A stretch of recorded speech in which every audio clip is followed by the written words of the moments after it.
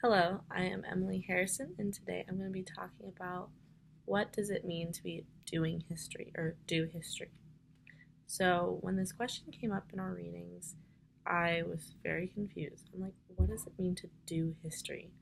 But then once I read the article and once I went through the video, I realized it's much more than just that title. So, the first step, in my opinion, to doing history is finding evidence. Without evidence, historians have nothing to go off of. They can't prove their facts, they can't show people the truth. So, with evidence, that comes in many ways, shapes, and forms. That could be primary evidence or primary evidence, and that would be, let's say there's clothing from the 1920s I saw as an example in the video. That would be it, because that is from that time era and that is proving what we are trying to look for. So we're trying to narrow down what we're trying to get evidence about.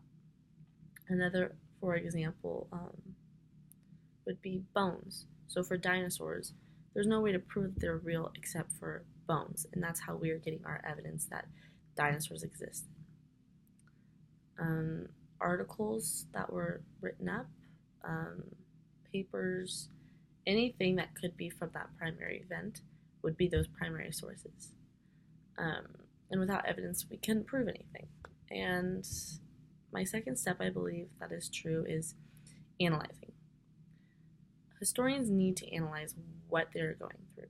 If they find a document and they just show it to the world, like that doesn't make sense. They need to analyze what it is, what its powers hold, and what this means to the public, because without that, it would just be a ton of information and just primary sources that they found without even knowing what it is. So that is very important for reasoning of what you're trying to find and to share with the world your findings. And the third thing I thought was very important was change over time. It might not seem important, but things change. Historians can find one thing one day, and then if they go back and find another thing that contradicts the first thing, they're piecing together a story. That's what history is piecing together stories.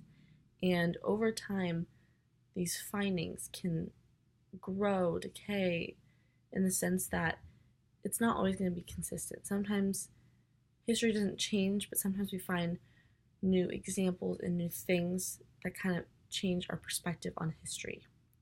Things could have been missed in the initial findings that changed the entire context of everything, so it just all depends.